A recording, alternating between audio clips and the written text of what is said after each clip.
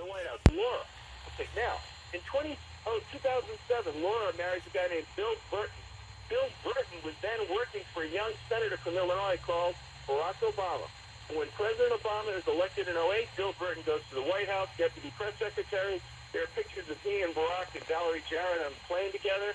In 2012, he leaves to set up the first pro-Obama super PAC that helps Barack get back in the White House in 2012.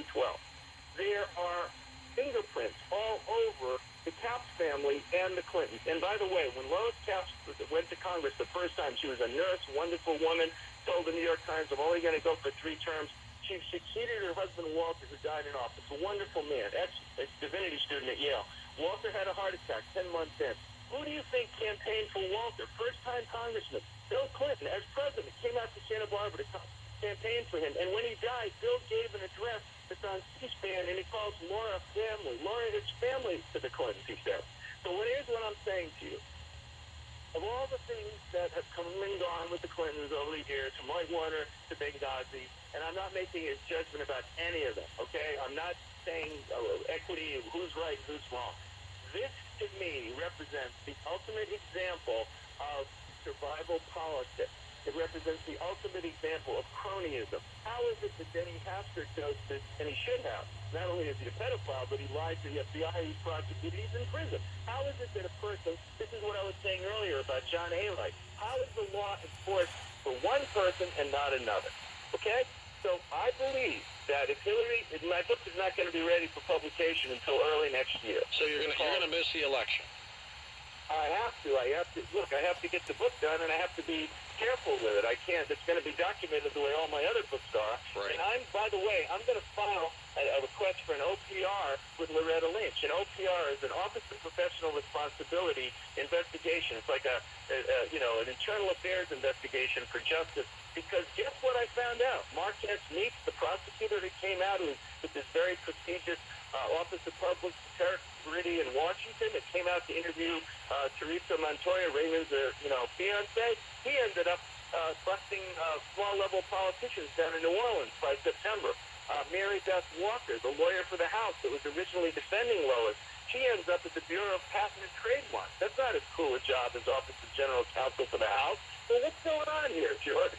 I mean, you know what I'm saying? It's like I am going to pull on every string to get to the truth of this. I don't know if the statute of limitations is run on some of these crimes. I'm going to find out from the local DA, Joyce Dudley, who's the BFF of Lois Capps, why she didn't prosecute Molly Culver for forgery and obstruction. Those are state crimes as well, okay?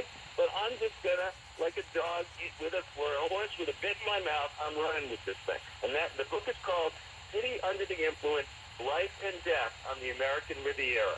And I think it could be the next Midnight in the Garden of Good and Evil, because it's a murder story unlike anything you've ever seen. It has more twists and turns than an episode of Breaking Bad. Okay. All right, but I haven't heard you point at Hillary yet on this thing. No, I'm not saying that Hillary herself is culpable in this, but I'm saying it's this story where because of the connections to the Clinton family, Hillary is, if she's elected, if Trump is elected, then my book will probably fade into obscurity, okay? But if Hillary is elected, one of her first profiles in courage, if she really walks the walk, talks she talks, in other words, equal enforcement under law, if that's what she stands for as a lawyer, okay, then she needs to have somebody look into this, okay? And I don't expect, Barack is fading out in his last 6 months, and et cetera, and I think I voted for him twice. I think he's been a wonderful president on many levels, but that'll get the ire of the always Trumpsters in the background waiting. But I really believe that this could represent. I'm telling you the details of this because I don't want your audience to think, well, Peter Lance, he says he's a liberal and he was a Democrat. No, I'm an equal opportunity critic when it comes to cronyism, unequal treatment under the law, etc.